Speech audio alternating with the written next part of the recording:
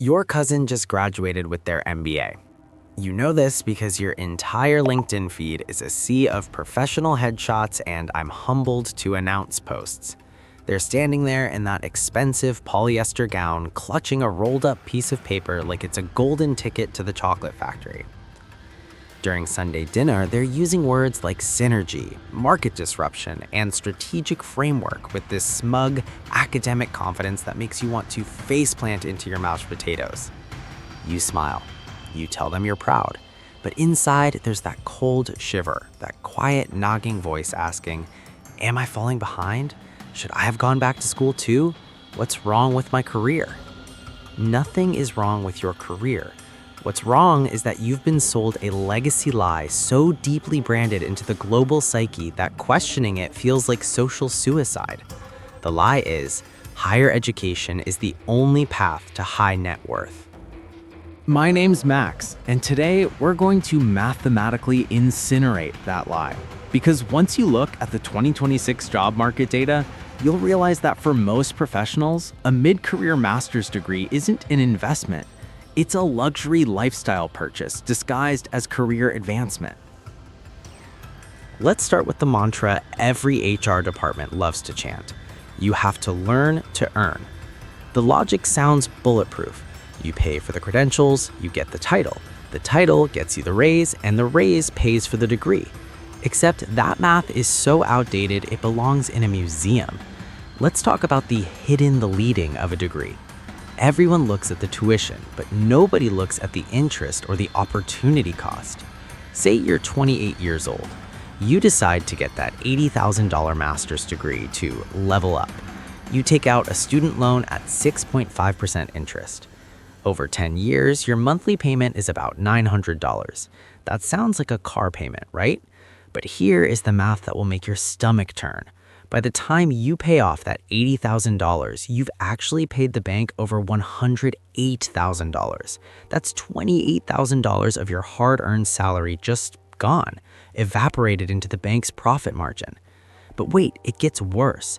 While you were spending 2 years finding yourself in a lecture hole, you weren't just spending money, you were losing it. If you were making $60,000 a year before, those 2 years of full-time study cost you $120,000 in lost wages. Now let's look at person A and person B. Person A goes back to school, spends $80,000, loses $120,000 in wages, and comes out with a fancy title and a $900 monthly debt. Person B stays in the workforce, keeps their $60,000 salary, and instead of paying a $900 loan, they invest that $900 every month into a simple index fund. Fast forward 10 years, person A finally pays off their debt and is maybe making $20,000 more a year than before. They feel successful. But person B, their $900 monthly investment at a standard 8% return has grown into over $160,000 in cold, hard cash. Person B is a decade closer to retirement, while person A is just starting to breathe again. The university system has convinced you that spending $200,000 total cost to gain a 15% salary bump is smart. In any other business context, we'd call that a failing enterprise. But because there's a graduation ceremony with appetizers, we call it investing in yourself.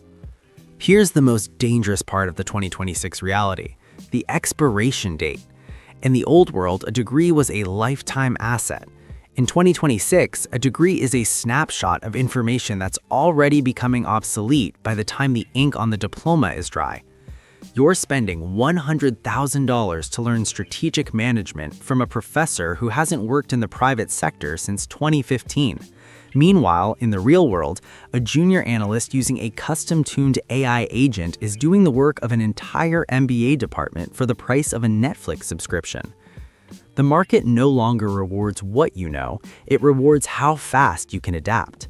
When you're locked into a $900 a month student loan, you aren't flexible. You're desperate. You can't quit a soul-crushing job to join a high-risk, high-reward startup because you have to feed the debt monster. That fancy degree isn't a sail helping you catch the wind. For many, it's a 50-pound anchor dragging behind the boat. while the self-taught person is pivoting every 6 months, learning new AI tools and building a portfolio of real-world results. The degree holder is busy defending a methodology they learned in a textbook 3 years ago. The degree industrial complex wants you to believe that without their seal of approval, you're invisible. But look at the top 10% of earners in 2026. They aren't the ones with the most letters after their name, they're the ones with the most problems solved. Liquidity isn't just about money, it's about intellectual liquidity, the ability to unlearn and relearn. If your entire identity and financial stability are tied to a piece of paper that AI can now simulate in seconds, you aren't an expert, you're a target for disruption. So, what is the actual solution for the professional who feels the pressure to go back to school? Stop seeking permission. In 2026, winning isn't about collecting credentials, it's about collecting skills in cash. Winning is spending $2,000 on high-level niche boot camps and AI certifications instead of $100,000 on a generic master's.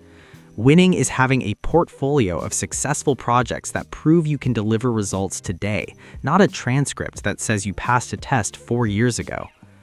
Take that money you would have invested in a degree, put it into an investment account.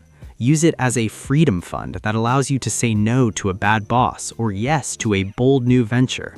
Real wealth is having $200,000 in liquid assets, while your peers have $200,000 in debt and a fancy frame on their wall.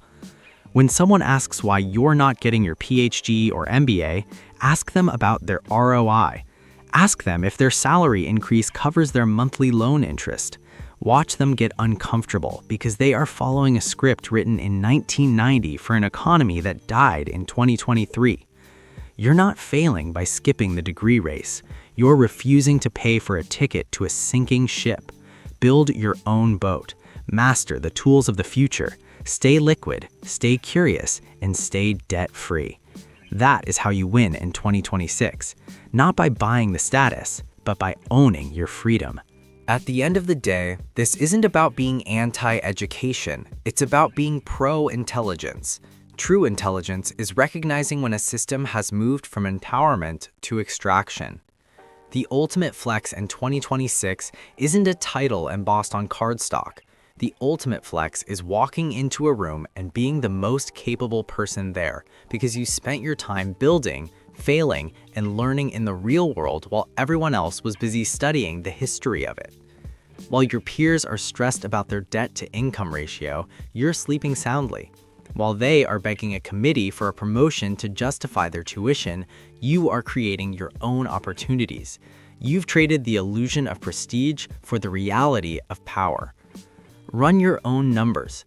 Don't listen to the university recruiters, don't listen to the social pressure, and definitely don't listen to the people who are already trapped and need you to join them so they feel better about their own choices. The math is screaming the answer. You just have to be brave enough to believe it.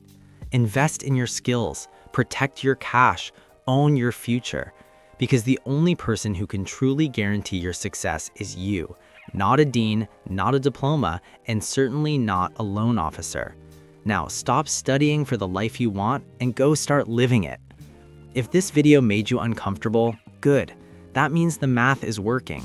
But don't just sit there feeling anxious. Take action. I've put together a 2026 Skills First Asset Calculator in the description below.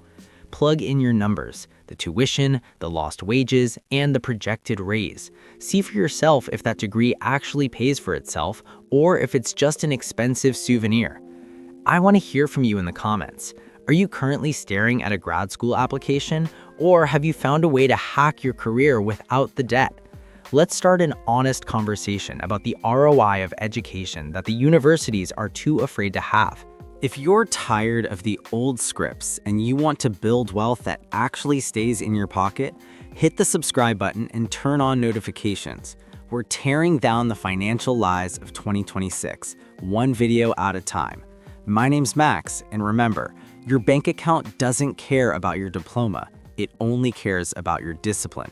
I'll see you in the next one.